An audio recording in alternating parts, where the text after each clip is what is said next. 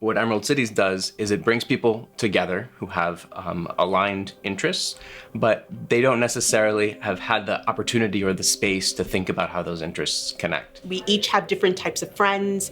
We each have different pull. We have different perspectives. We're representing different thoughts. It brings together a wide array of sectors to solve the problems of greening our cities, of building communities, and of economic justice. ECC or its community allies, or sometimes its business allies, or its labor allies can lobby a government to make sure that any project that it spends money on has local sourcing on the labor that's used in that project, and that project is not just produced according to high work standards, but that it aims towards sustainability. We have to be the voices to say what we need, what's important to us, what impacts us, and reflects the priorities of our community as we experience them. And so for us, it has always been important to take a look at all who are affected,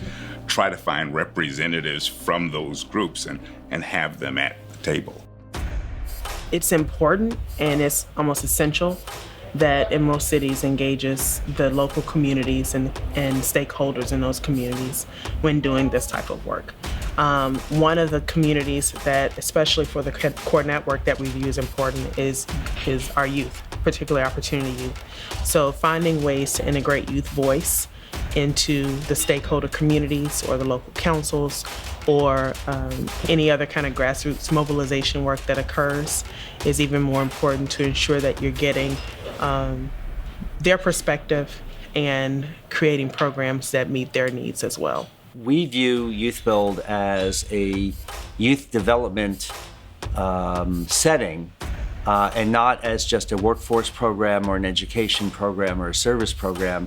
All of those components together create the experience that many, now 180,000 young people find as an opportunity to really find their strength, their potential and all. That results, for some of them, it's just a path towards better economic opportunity. For many of them, it's a lifelong commitment to serving and giving back their community or being leaders in those communities in many ways that they didn't see open to them before. So that's at the core of our mission, and it's very much related to the Emerald Cities mission.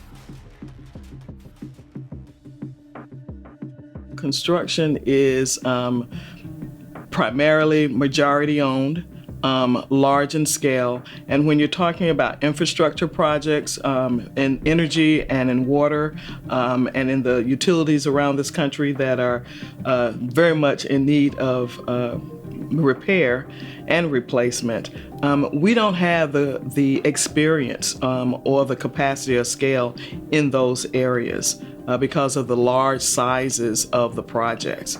You've got to be able to help the major prime contractors appreciate the business of diversity, inclusion, and equity. So having a organization like Emerald Cities to be able to create some of those partnerships and relationships helps to build that trust in order to start. All of these problems are urgent and they needed to be fixed many years ago. And climate change is the one where we have sort of a ticking clock that if we don't take dramatic action in the next few years, we're going to be consigning ourselves and our descendants to an unlivable world. All of these problems are problems that shouldn't ever have happened, and there needs to be a sense of urgency in addressing them. We're all starting to feel much more intensely those impacts in our day-to-day lives. Low-income families, people of color, and others have been feeling these effects much more intensely for many years in terms of the impact of climate change. So the rising awareness, I think, has been very important, and what ECC is really innovating are models and systems that address in a collective way environmental impacts on communities and low-income communities and people of color. I think that Emerald Cities is trying to expand the reach of energy efficiency and renewable energy into communities that have never really had the opportunity to have those technologies. And I think the involvement of people who live in those communities will boost the appeal of energy efficiency by giving it a much more robust political context.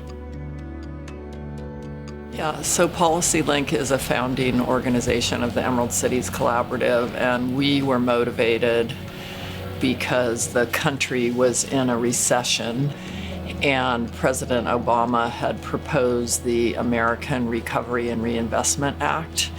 And we saw that as an opportunity to really invest in cleaning up our environment while addressing the economic exclusion that communities of color were facing in America. It was intended to try to fix that. It's those who have been excluded from the dirty energy economy ought to, in fact, be included in the next economy. And all of that, in my view, went towards a question of strengthening American democracy. So we ranged across all those sets of problems. How do you include those who've been excluded from every economy that has existed up till now? How do you try to fix a piece of the larger question about trying to prepare us to be a clean energy economy? And how do you fix our democracy? So what we know is that policies affect communities. We know Emerald City has been somewhat effective in bringing communities together and really raising the level of understanding about refurbishing cities and buildings, about working with municipalities, universities, schools, and hospitals. So we need to keep sending that message. I think the challenge is the scale of the problem and the scale of leadership that is needed. I mean, there are so many pieces of this puzzle that really kind of requires that we create inside of communities themselves an infrastructure that can kind of drive this. And for me, the exciting thing is imagining what that infrastructure would look like. In our next 10 years, what's going to happen is we're going to either take control of our destiny and we're going to start reducing emissions, providing economic benefits to everyone, or we're going to be too late.